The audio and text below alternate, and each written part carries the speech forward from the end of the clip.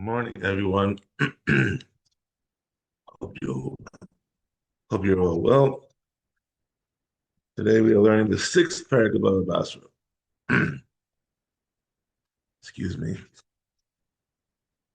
Um, okay. Then she's the Nishmas Aranach Simcha Cohen. Yeshua Morchem Shevsa Bracha Savish Molib and Binam Moshe Binesi Bnei the Nishmas have an Aliyah. And of course, the name of Yisrael Bracha Aliyah Bracha Bas Pesach Zol the Bracha Aliyana Bas Yal Bracha Ari Yisrael Marisha Chai Bas Bela Fush Lena Bas So Shar Chale Yisrael. And shout out to our good friends at the Imperial Advisory Group for their continued sponsorship of this year. Um, if you or your company need help with reviewing the financials and want to speak to a CFO, reach out to them at imperialgrp.com.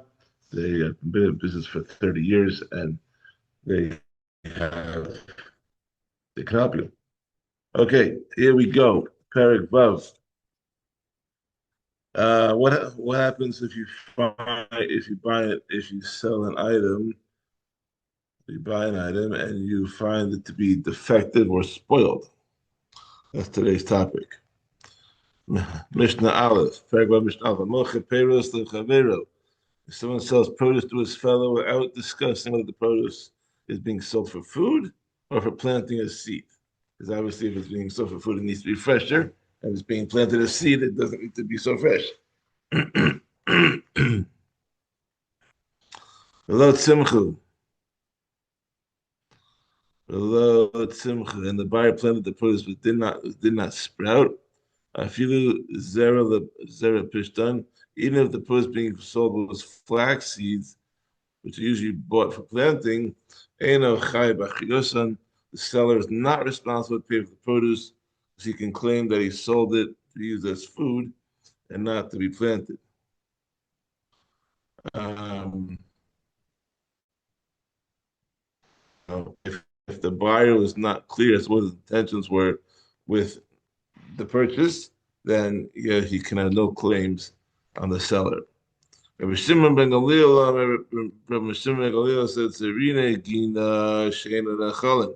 If you sold the buyer garden seeds that are not edible and they did not sprout when they were planted, chay b'chiyos, and then he is responsible to pay for them because it is obvious that they were bought for planting, and the sale is therefore void. If they have two purposes, then the sale is still good. Mishnah Beis, Hamocher Peros Lechaver. If someone sells produce such as grain or beans to his fellow, Hareza Makabala Rova Tenofes the saw. The buyer must accept up to a quarter cup of impurities, such as straw or pebbles, for each saw of produce that he buys. So a saw equals 6 calves. Therefore, a buyer of produce must accept up to 1/24th of his purchase will be waste material rather than produce. For it's common to find this much waste matter in grain or beans that have been harvested. That's normal. Te'enin, if someone's buying figs, the kabel left mitalas the maya. He must accept up to 10 or wormy figs for each 100 that he buys, but it's common for 1 in 10 figs to have worms.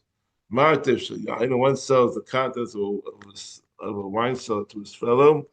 Mekabel of Eser Kozisos the Meya, and the buyer must accept up to 10 barrels of inferior wine, wine that began to sour, but it's not yet sour enough to be considered spoiled for each 100 barrels that he buys. It was common for up to 1/10 of one's wine to turn sour in this way, so the buyer must accept this amount of souring wine.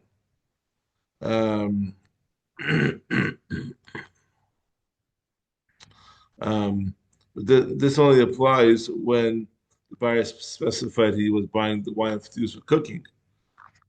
If he had indicated a specific cellar wine and said that he was selling the cellar wine, um, by saying that he requires wine for cooking, he indicates that he needs the wine not sour quickly, as wine for cooking is used only a bit at a time. And pointing out which seller wine he wished to sell, the seller is limiting his responsibility to provide superior wine since he's offering wine from the specific seller with a C.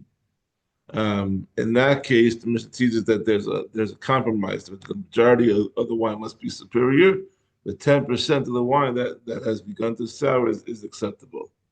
However, if the buyer specifically specified that he needs cooking wine and so did not indicate a particular seller, then all the wine must be superior. And on the other hand, if the buyer did not specify cooking wine and the seller indicated a particular seller wine, then the sale stands even if all the wine is inferior. So it really depends on the case basis. Excuse me. Kankana b'Sharon. If one sells earthenware barrels to his fellow in the Sharon Valley of Eretz Yisrael, Mekar will have Eser Pizzai Piatsayos. Lemeya. I'm not sure if I pronounced that word. The buyer must accept up to 10 inferior barrels of each 100 that he buys. The clay in the Sharon Valley was of poor quality, and some of the barrels that were produced there would leak or crack. So someone who buys barrels there must expect that the 10% of the barrels he buys will be imperfect. Mishnah Gimel, someone sells wine to his fellow and it turned into vinegar after he brought it home. The seller is not responsible to pay for it, even if the buyer had specified that he was planning on using the wine slowly for cooking. Since the buyer poured the wine into his own jugs when he bought it, the seller can say that impurities in the buyer's jugs caused the wine to spoil. But if it was known that the seller's wine never keeps well and always turns into vinegar when it is not consumed right away, then if the wine spoils, this is considered a mistaken sale, and the seller must refund the money. Since the seller knows that his wine never keeps well, he should have told the buyer that his wine was not suitable for use as a cooking wine because he did not tell him this. But since he didn't tell him the sale is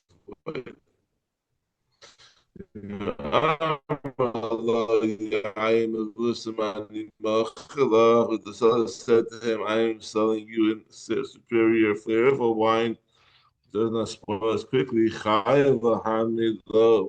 had said, you must provide wine that will keep on Shavuos.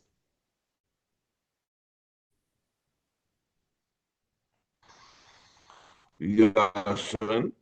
And if the seller said, I am selling you old wine, Michelle Ishtakad, you must provide wine that is from last year, and the wine must remain fresh until the end of the present season.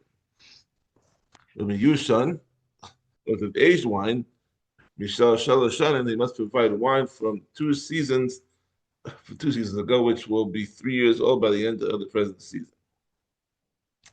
Mishnah Dalet. And similarly, if someone accepts a contract from his fellow to build a house for him, he must provide a lot or build a house of the proper size for the particular type of house that it was agreed upon. Each type of house is a different minimum size, as we're going to see. Bias base chasnas no. If the contract was for a newlywed's house for his son, base amanos vito, or a widow's house for his daughter. Bona arba amos al sheish. You must build a house or provide a lot that measures at least 4 amos by 6 amos. Um, yeah, don't get scared. But back in those days, people would build the small one-room houses near their own homes for their sons when they got married, or for the daughters if they were widowed and were trying to live near their father's family. Um, the Bartanur explains that married sons generally did not live near their mother-in-laws.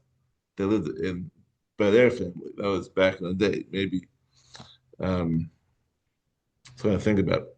The Rabbi Akiva. This is according to Rabbi Akiva. Rabbi Ishmael says, Ref is Bakar, who's a house that is this small is fit only for a stable. Harod Salas Ref is Bakar. But for one who wishes to build a stable for his animal, accepts a contract to buy such a stable, Bona Arba Amos al Sheish. He builds a stall that has 4 amos for 6 amos. So a house for newlyweds or a widow, though maybe somewhat larger. Bias Kadan Sheish Hashmona. If the contract was for a small house, the seller must provide a lot or build a house of at least 6 to 8 amos. Gadol Shmona al if it was for a big house, and the seller must provide a lot or build a house for at least 8 by 10 amos. I mean, Traklin Eser al Eser. If it was for an official's mansion, the lot or house must be at least 10 by 10 amos. I mean, 10 by 10 amos is really, I mean, according to today's standards, it's very small. Let's say an amma is 2 feet, 18 to 24 inches. So a 10 by 10 is like 20 by 20. Most swimming pools are 20 by 40. So how big is the house? 10 by 10 ammas. How big is the house that's 20 feet by 20 feet? It's not that big at all. Roma, each house must be equal to half its length plus half its width. Um, Therefore, a newlywed's or a widow's house must be 5 amos high, a small house 7 amos high, and a large house 9 amos high, and an official's mansion is 10 amos high. Raya, Davar, Heichal. A proof to this matter can be brought from the height of the Heichal, which is the main building. The, to the Heichal window was 40 amos long and 20 amos wide. 40 long, 20 amos wide. That was 30 amos high. So that's the formula that is followed when determining how high each type of house must be. Rishon ben Gamliel disagrees. He says, "Jacob kibinyan ha'heichal." Does everyone build their house like the heichal? Of course not. The Beis Mikdash was the grandest building in the land and cannot be used as a standard for personal construction. Which kind of means that the third Beis Mikdash is going to be like, I mean, infinitely bigger and greater than the first two, because the sizes of our houses have been like expanding all throughout history. So, you know, if it's gotta be the biggest building and the grandest building in all the world, then the third base is gonna be like really, really tremendous. Anyways, okay, Mishnah Hay.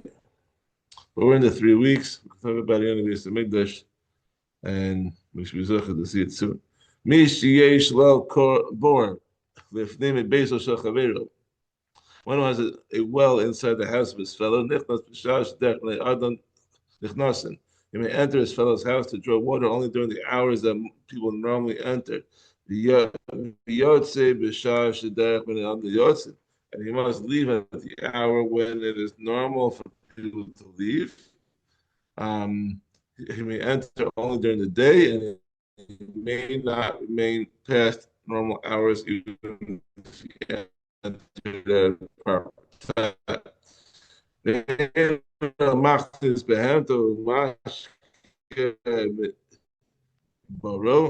Also, he may not bring in his animal and give it water directly from his well. Rather, he must fill up his buckets with water, carry them out of the house, and give them to the animal to drink outside. This one, when the homeowner's wife is at home alone, which could damage her reputation. You don't want to have any lashon hara or need to going on over here. So you have two locks, and if you open my bedroom at the same time, and save yourself.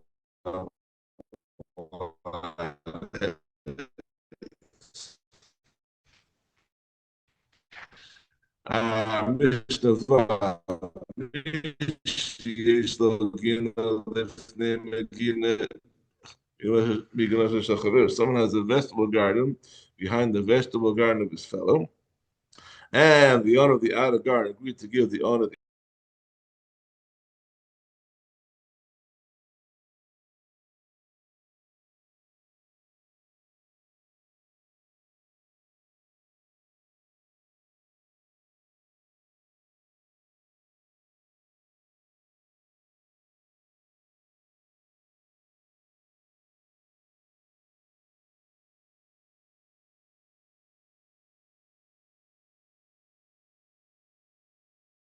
cut out behind the vegetable garden of his fellow, and the owner of the outer garden agreed to give the owner of the inner garden a path to it through the middle of his own garden. The owner of the inner garden may enter only during the time when it's normal people to enter, which is during the day. And he must leave.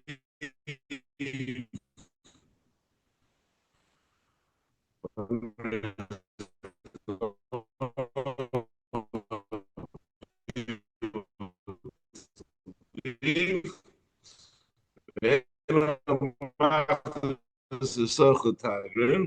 He may not use the path to bring merchants into the garden to buy his vegetables. Rather, he must bring the vegetables to the merchants. It's only he has the right to use the path and not other people. Although you kindness mitochel is so normally enters Saul's garden using the path in order to cut through his own garden, then enter another field that is a garden, gave him a path through the center of his own field. It is understood, but not for other uses. And the owner of the outer garden may plant vegetables on the path. Since the field, the owner does not give up the right to plant there to reach his garden. What if a mutual agreement? Meaning they both agreed that the path would run along the side of the outer garden.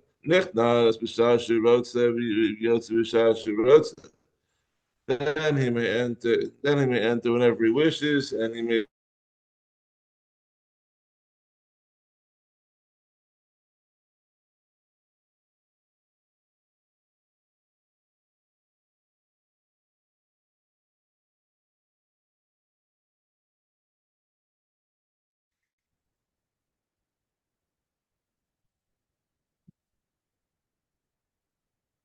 Okay.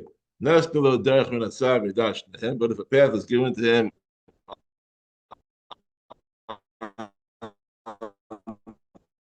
side of the field by mutual agreement, they both agreed that the path would run along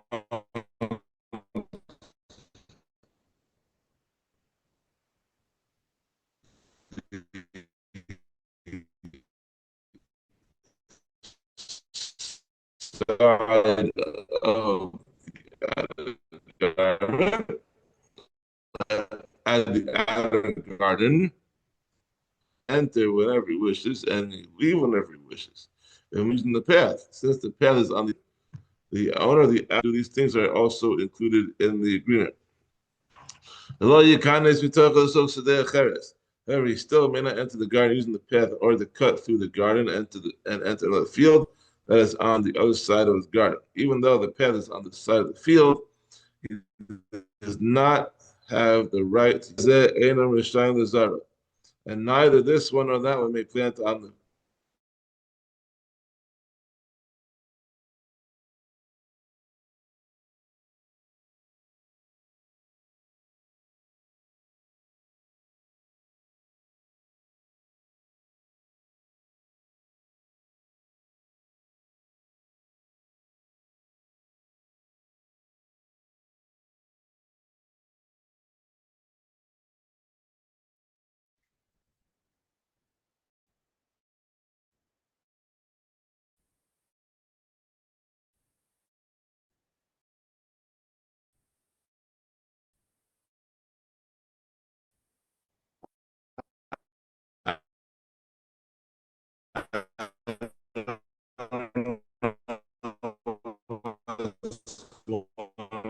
technology.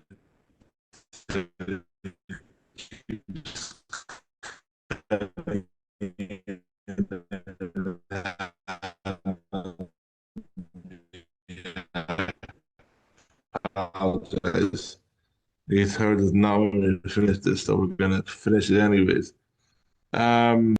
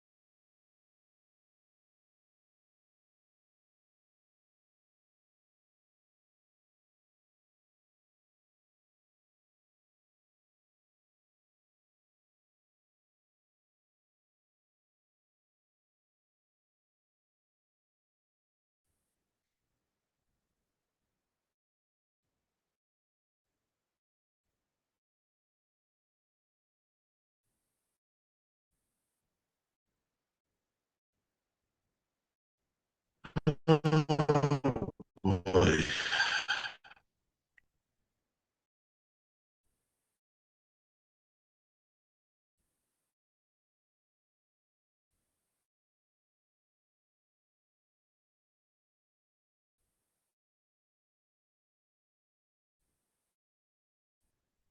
Zev is on the path.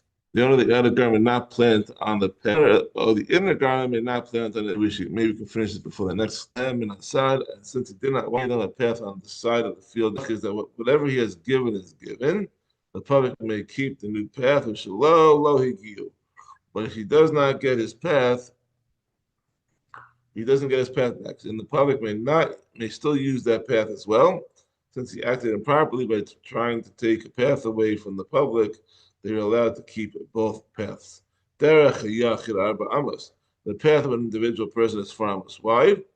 If a person buys or receives a path through another person's property, and the width of the path was not discussed, he receives a path that is 4 amos wide. Derech rabba shishis amma. A public highway is 16 amos wide. Since many people travel on it at one time, there must be enough room for people in wagons to travel in both directions.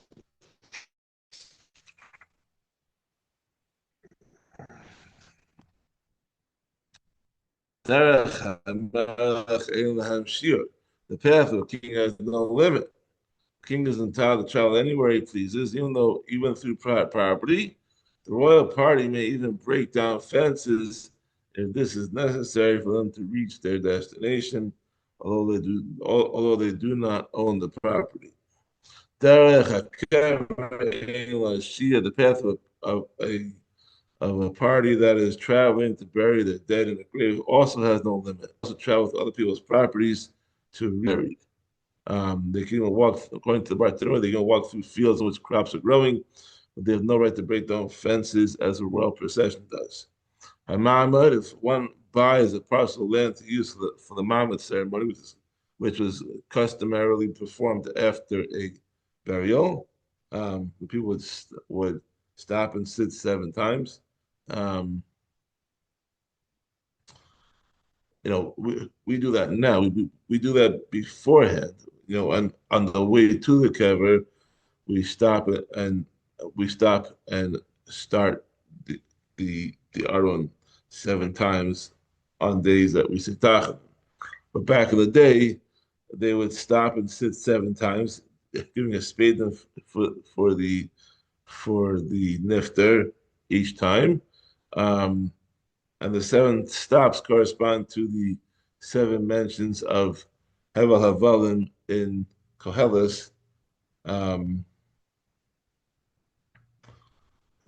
uh, right. But we don't do that anymore. We do it on the way there, on the way to the cover. Dine Sipuri Amro. The judges of Sipuri ruled base Arba's Kabin that the seller must give him an area large enough to plant 4 kava grain, which is a parcel of 50 by 33 and a third amos, which is between 4,100 to 6,400 square feet approximately.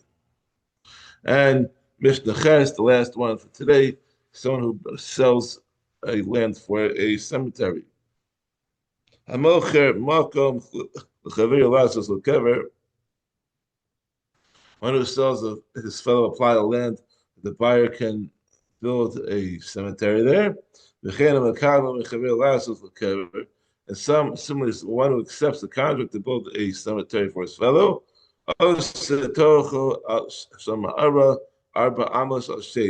Must make the interior of each burial cave within the burial ground 4 amos by 6 amos. And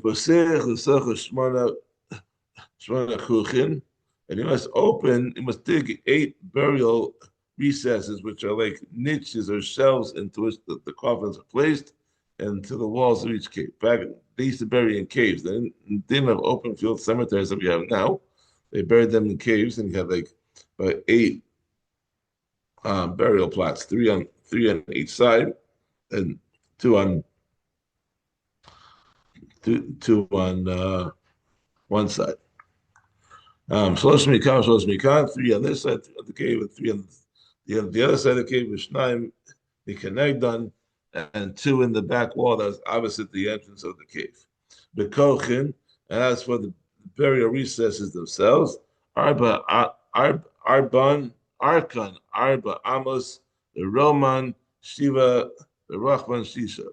The length must be 4 amos, their height must be 7 tvachim, and the width must be 6 tvachim. Shimon says, Osa tocha shama shish amos al shmona. He must make the interior of each burial cave 6 amos by 8 amos. And he must open 13 recesses into the walls of each cave. Arba mikan, 4 on this side of the cave and 4 on the other side of the cave. Vishlosha mikanegdan, 3 in the back wall that's opposite to the entrance to the cave. Echad miyamin, pesach of echad min hasmal. And an additional 2 recesses dug diagonally into the corners of the back wall, one toward the right of the entrance to the cave and one to the left. He must also make a central courtyard that opens into the burial caves, sheish al sheish, which measures 6 by 6 amos, kimlau hamita v'koveha, so that there's enough room for the coffin and those who are burying it to stand. And he must dig 2 burial caves that open into the chatzir. Achas mikan, one on this side of the chatzir, and one on the other side of the chatzir. The Tana holds that the burial ground must have 3 sections: a central courtyard and 2 burial caves on the opposite sides, on 2 opposite sides of the courtyard. The other 2 sides of the courtyard do not lead into caves, so that the burial parties will be able to enter the courtyard without walking over the graves. You have a space then to congregate. Rabbi Shimon says, he must make 4 burial caves, 1 on each of the central courtyard's 4 sides. According to Rabbi Shimon, we are not concerned that the burial parties will walk over the graves. According to Rabbi Shimon, this is not considered disrespectful to walk over a grave because they only walk there occasionally, and therefore it's not an issue. I don't know, I get spooked out there if I ever have to walk over a grave. That's not, I try not to do that too often. I mean, once every 20 years. Rabbi Shimon ben Gamliel says, "Hakol lefi hasela." Everything depends on the type of ground and the place where the burial ground is being made. Both the number of burial caves that must be dug in the burial ground, and the size of each burial cave will vary according to how hard the ground is. If the ground is hard and rocky, which makes it difficult to dig, he may make just 2 small burial caves of 4 by 6 amos each. But if the soil is soft and it's easy to dig, he must dig 4 large burial caves of 6 by 8 amos. Thank you for joining us. Hopefully tomorrow we'll have better connection and less tech issues. Have a wonderful day. Kol Tov.